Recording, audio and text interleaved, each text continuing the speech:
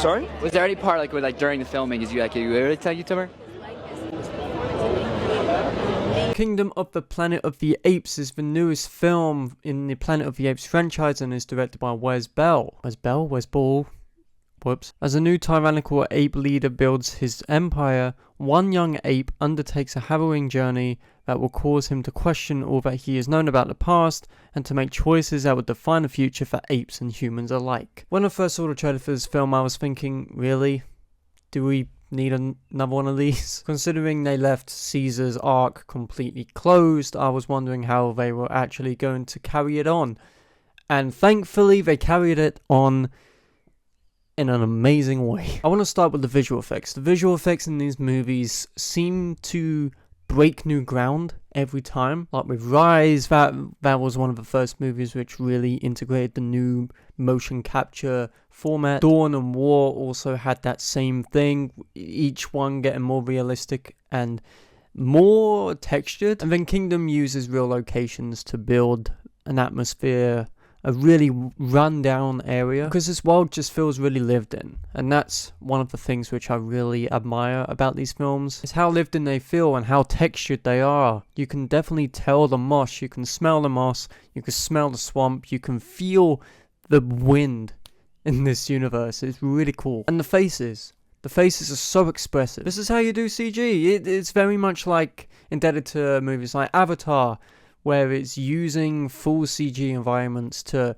build an atmosphere and to build a world in itself. And just like itself, the idea of evolution, which the film really dives into, feels extremely new and current. I feel like with every iteration of the source material, the idea of evolution just evolves itself. I feel like with every iteration of this universe, these films seem to evolve into something completely different. Just like the themes of evolution itself, these evolve, and over time they just get more and more intelligent. And that's what I really fucked with Kingdom of the Planet of the Apes, is the fact that it's very indebted to the idea of evolution and Charles Darwin's facts of evolution. Charles Darwin believing that we all came from apes, whether that's real or not, it's history. And Proximus Caesar, who, by the way, badass name. Badass villain, badass name. The guy's just badass. He believes in the idea of evolution and is trying to evolve his clan, I guess, because all of these apes are segregated into different clans. Noah's clan being more of the nomads, and then Proximus Caesar's being more of the harsh, more of the corporate people, which is quite funny to me because that's kind of how our lives work, right? We're split into different sections, different social classes, and it kind of feeds into this. Speaking of Noah, I think Noah is the perfect person, he's not a person, he's a fucking ape. But you know what I mean, he's kind of the perfect character to push this saga along. I know that they said they want to make 9 in this new saga, so they want to make 5 more.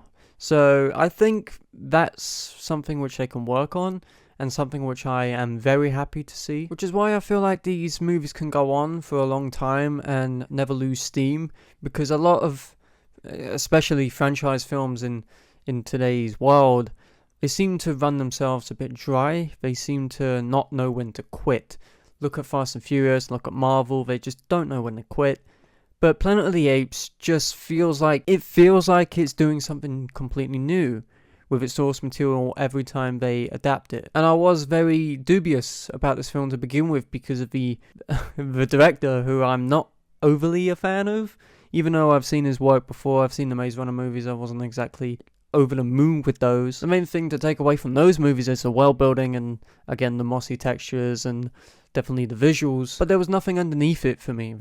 It was just average. But this has that complete sweet spot where it has everything I kind of wanted from this world and from these characters. I wrote in my Letterboxd review that this kind of feels like Blade Runner 2049 of the franchise, where it's a very slow burn. It is 2 hours and 25 minutes, and you do feel that length at points, but I feel that length is justified because of what it's leading up to. It feels like it's leading up to a very big climax, a climax which...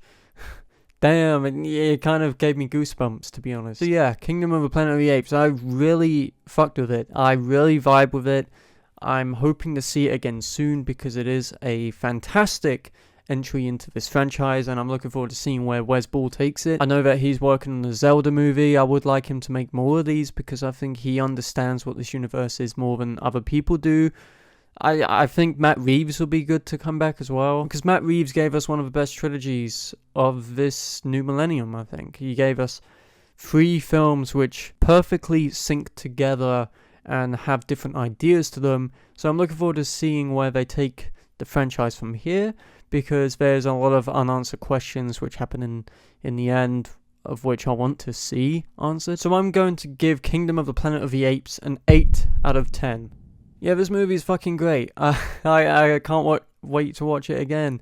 It feels real. Okay, so my computer decided to cut off the video there, but yeah, I just wanted to say thank you for watching this video. Don't forget to like, comment, and subscribe, and watch Kingdom of the Planet of the Apes, and let me know down below what you thought of it, and I'll see you guys in the next one. Peace.